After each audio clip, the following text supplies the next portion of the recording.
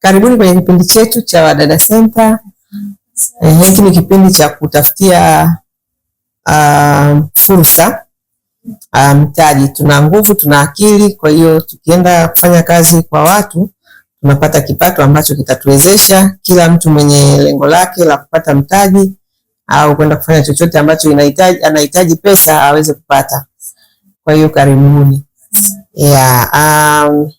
Kwa hapa uwaga tunafahamiana zaidi.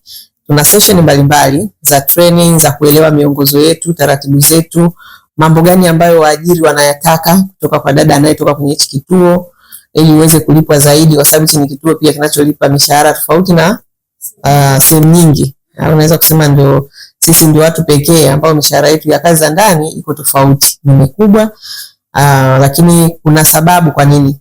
Yaani haijatokea tu. Kwa hiyo ili uweze kupata hiyo mishahara lazima uelewe taratibu zetu na vitu ambavyo tunavifundisha ili uweze kwenda kufanikiwa.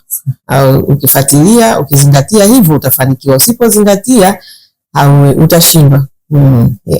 Kwa hiyo karibuni. Sasa hapa tunafahamiana. Fahamiana umetoka wapi na umetusikia wapi, background yako kwa ufupi. Na kwa nini uko hapa? Ndio lengo la hii session tunayofanya sasa hivi.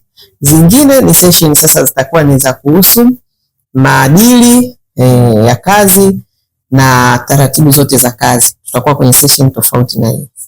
Haya, karibu dada Marcelina. Karibu sana. Wewe umetokea wapi?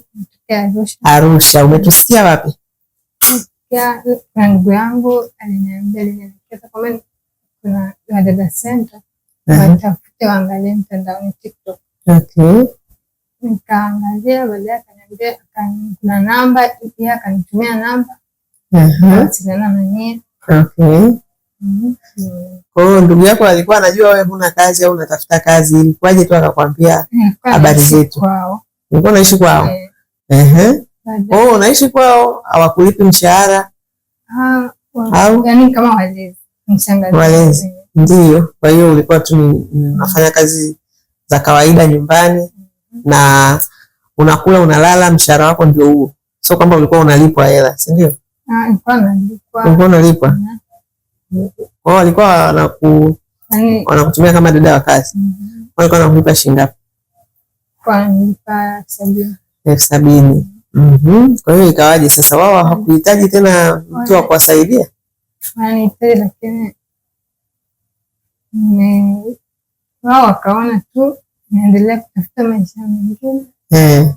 Kwa hiyo wao wakaona wanaweza kukuruhusu ukaenda kupata zaidi, maana kuelekezwa hapa kama ulikuwa unalipa 70,000 maana yake unakuja kupata mara 2 ya hicho kiasi na zaidi kidogo. Okay. Awali kushauri hivyo nani? Ni shangazi yako au ni mtu tu wa pembeni? Shangazi ndo anishauri na mtu. Kwa shangazi anatujua? Anawajua. Anatufuatilia. Na mtoto wake pia? Ndio. Okay. Haya. Karibu. Asante. Kwa hiyo wewe malengo yako ni nini? Malengo yangu kutafuta hela. Kufanya biashara. Unafanya biashara gani?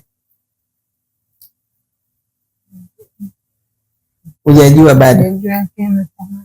Unatamani. Sasa hujajua alafu unatamani. Kwa hiyo ni nini utajua biashara unayotaka kufanya? Upambane kwanza. Okay. Na una taaluma yoyote? Kuna kitu chochote umesomea, kozi au shule uliishia wapi? Darasa la 7.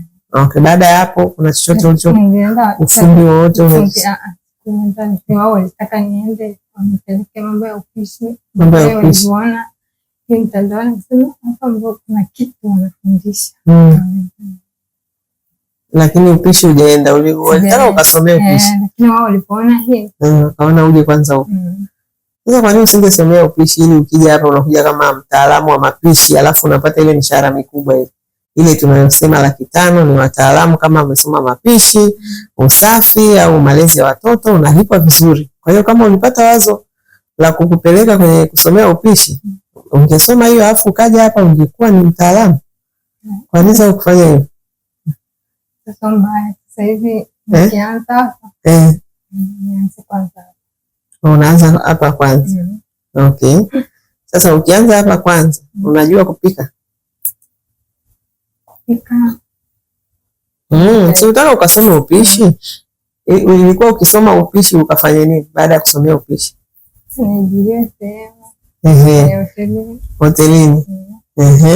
Kwa hiyo hii kwenye kazi za ndani, yani unaona kwamba haina haja ya kusomea? Ina haja. Ina haja. Yani kwa nini? Iko hivi, yani mtu akitaka kwenda kwa mfano kushona lazima asomee cherehani. Mtu akitaka kwa mfano kuanzisha saluni, walio wengi wanapenda wasome pia ujuzi wa kusuka. Ataenda chuo cha saluni, atalipa ada, atasoma. Lakini kwenye hizi kazi za ndani, kwa nini hatuoni kama ni sehemu ya taaluma? Yani kwamba inabidi pia nijifunze kufanya vizuri kwa ubora ili mimi niweze kupata malipo mazuri. Wengi wanakuja kama vile kitu ambacho hakina thamani. Yani akiwaza anaenda kwenye kazi za ndani, hawazi kusoma, hawazi kusomea. Lakini akiwaza kwenda hotelini kupika, anawaza kusoma. Wakati nyumbani na hotelini kupika ni kule kule. Lakini wao hawakudharau kweli. Hiyo nimeongelea kwa ujumla. Nimeongelea kiujumla ambayo unafikiri ingekuwa hapa ni hotelini ungekuja? Kama hujasomea kupika mapishi. Si usingekuja. Lakini kwa kuwa ni kazi za nyumbani, umekuja kwa sababu unajua hata bila kusoma naweza tu kufanya. Lakini sasa mnafanya kwa ubora wa chini. Kwa maana sisi kazi yetu ni kuwasaidia muone fursa, muone tofauti. Ukiwaza tofauti kwamba kumbe naweza kujiboresha kwenye kazi hii ambayo watu wengi walikuwa wanaiangalia kwa jicho la kuipuuza au kuidharau, wewe ukaiangalia kwa ubora. Kama mimi ninavyoiangalia kwa ubora, ningeiangalia kwa kuidharau, nafikiri Wadada Center mngekuwa mnalipa hiyo mishahara.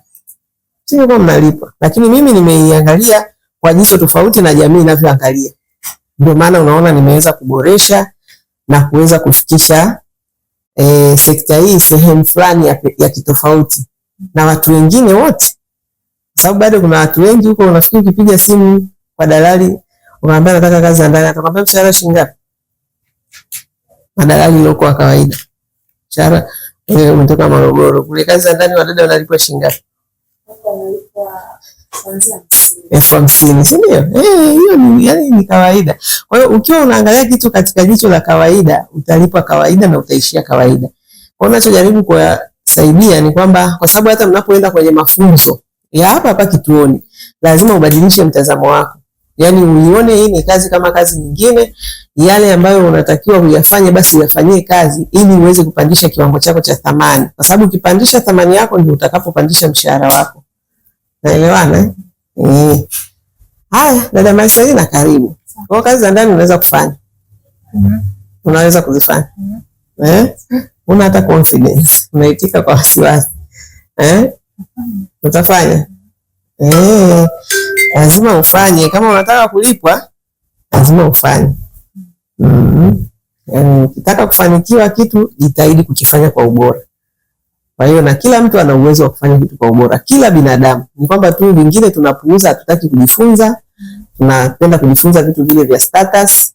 Kwamba mimi ni mwanasheria, lakini saa nyingine hiyo sheria uko nayo mtaani haijakusaidia. Lakini ungejifunza kupika vizuri, upishi ungekupa hela. Kwa sababu watu wengi wanahitaji wapishi wazuri.